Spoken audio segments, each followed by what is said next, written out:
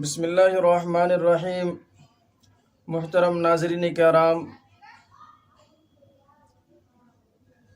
گزشتہ ویڈیو میں آپ حضرات کے سامنے یہ بات آئی تھی کہ میت کو غسل دینے کا طریقہ کیا ہے۔ یہ مکمل طریقہ پریکٹیکل کے طور پر آپ کو بتلایا گیا تھا کہ میت کو غسل کس طرح سے دینا مسنون ہے، کس طرح سے دینا چاہیے۔ ناظرین کرام، آج کی اس ویڈیو میں آپ کو یہ بتانے جا رہا ہوں کہ میت کو کفن پہنانے کا طریقہ کیا ہے، میت کے لیے کتنے کفن مسنون ہے۔ تو دیکھیے ناظرین کرام، اگر میت مرد ہے تو مرد حضرات کے لیے 3 کپڑے مسنون ہے، اور اگر میت عورت ہے تو عورت کے لیے 5 کپڑے کے اندر کفن دینا یہ کیا ہے، مسنون ہے۔ تو آئیے سب سے پہلے جو مرد حضرات ہے، جو مرد میت ہے، ان کے لیے 3 کپڑے مسنون ہیں، دیکھتے ہیں وہ کون کون سے ہیں۔ تو دیکھیے ناظرین کرام، مرد کے لیے 3 کپڑے مسنون ہیں، ان میں سب سے پہلا ہے ازار، اور یہ ازار سر سے لے کر پاؤں تک ہوتا ہے۔ نمبر 2 لفافہ، اسے چادر بھی کہتے ہیں۔ یہ ازار سے کچھ بڑا ہوتا ہے، سر کی جانب سے 1 بالشت بڑا ہوتا ہے اور پیر کی جانب سے 1 بالشت بڑا ہوتا ہے۔ نمبر 3 قمیص، قمیص کے 2 حصے ہوتے ہیں، ایک پشت کے جانب سے نچلا حصہ اور ایک اوپر کا حصہ۔ تو جو اوپر کا حصہ ہے اسے موڑ کر سر کی طرف رکھ لیا جائے۔ تو میت کے لیے جو مرد حضرات ہیں ان کے لیے یہ 3 کپڑے کیا ہے، مسنون ہیں، اور اگر میت عورت ہے تو ان کے لیے 5 کپڑے مسنون ہیں۔ 3 تو یہی ہے جو مرد حضرات کے لیے ہیں، اور ان میں 2 اضافہ ہے۔ وہ کیا ہے؟ نمبر 1 سینہ بند، اور نمبر 2 سر بند، جسے اوڑھنی اور دوپٹہ کہتے ہیں۔ تو مرد حضرات کے لیے 3 کپڑے مسنون ہیں، اور اگر میت عورت ہے تو ان کے لیے 5 کپڑے مسنون ہیں۔ آئیے میں آپ کو پریکٹیکل کے طور پر میں آپ کو بتانے جا رہا ہوں کہ اگر میت مرد ہے تو ان کو کفنانے کا طریقہ کیا ہوگا، کفن کو کس طرح بچھایا جائے اور کس طرح لپیٹا جائے۔ آئیے میں آپ کو پریکٹیکل کے طور پر دکھانے جا رہا ہوں۔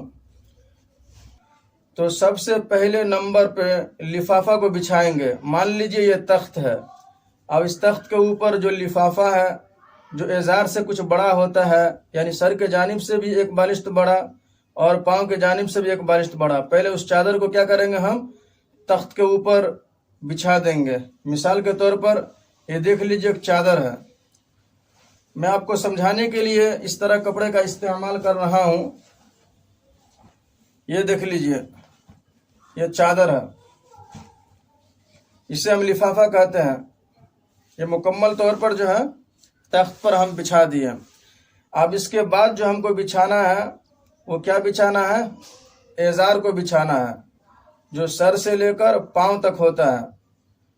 تو دوسرے کپڑے لائیں حضرت، یہ لائیں، یہ والا، یہ دیکھ لیجئے۔ فرض کر لیجئے یہ ازار کے کپڑے ہیں، اور اسے سر سے لے کر پاؤں تک اس کو جو ہے بچھا دینا ہے، سر سے لے کر پاؤں تک اس طرح بچھا دینا ہے۔ اور تیسرے نمبر پہ جو ہے قمیص کو بچھانا ہے۔ آئیے میں آپ کو دکھاتا چلوں، یہ بھی فرض کر لیجئے یہ قمیص ہے، یہ ڈبل حصہ ہے، اور قمیص کو جو کاٹنا ہے، کاٹنے کا طریقہ یہاں ادھر سے رہتا ہے، ادھر سے اس طرح سے گردن کی طرف سے جو ہے کاٹیں گے اور کاٹنے کے بعد قمیص کے کپڑے کو اس طرح جو ہے بچھا دیں گے، یعنی گردن سے لے کر پاؤں تک یہ کپڑا ہوگا، قمیص والا کپڑا۔ اور اس قمیص کے دو حصے ہوتے ہیں، ایک نچلا حصہ اور اوپر کا حصہ۔ اوپر والے حصے کو اس طرح سر کی جانب سے جو ہے موڑ دیں گے۔ موڑنے کے بعد جو ہے یہ 3 کپڑے جو ہے ہم مرد میت کے لیے بچھا دیے۔ اب آپ کے سامنے میت کو ہم لا رہے ہیں اور آپ کو دکھلا رہے ہیں پریکٹیکل طور پر کہ کون سے کپڑے کو کس طرح لپیٹا جائے گا، وہ انشاءاللہ آپ دیکھتے چلیں۔ فرض کر لیجئے، یہ دیکھیے یہ تو تختہ ہے، لیکن فرض کر لیجئے تھوڑی دیر کے لیے کہ یہ میت ہے۔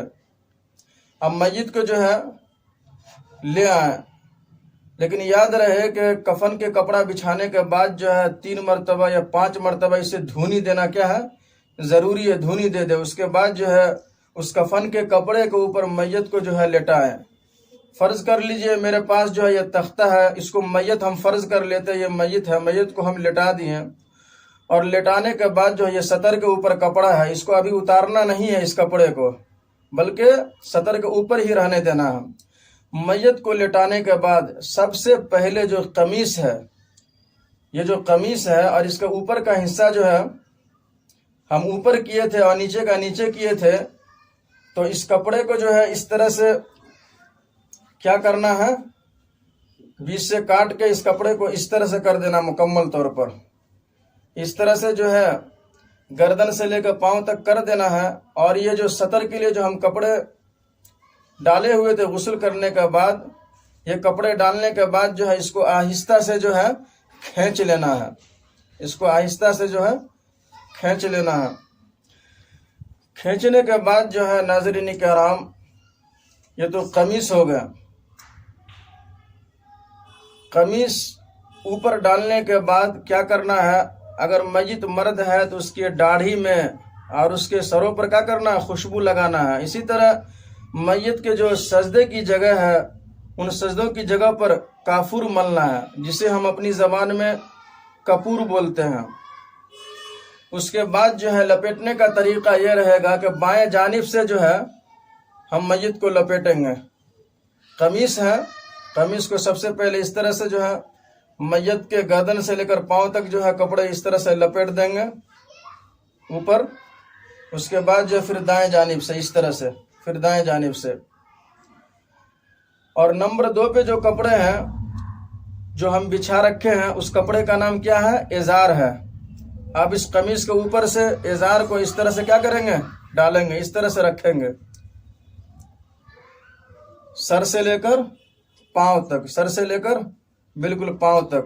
اس کے بعد پھر دائیں جانب سے اس طرح سے، اس طرح سے یہ کپڑا رکھنا ہے، یعنی دائیں والا حصہ اوپر ہونا چاہیے اور بائیں والا حصہ نیچے ہونا چاہیے۔ اور سب سے نیچے جو ہم کپڑے بچھائے ہیں وہ لفافہ بچھائے ہیں، جو ازار سے بڑا ہے، یعنی سر کے جانب سے بھی ایک بالشت بڑا ہے اور پاؤں کے جانب سے بھی ایک بالشت بڑا ہے۔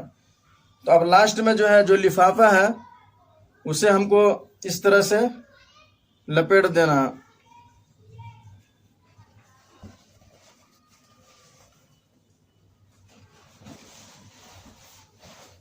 اس طرح سے جو ہے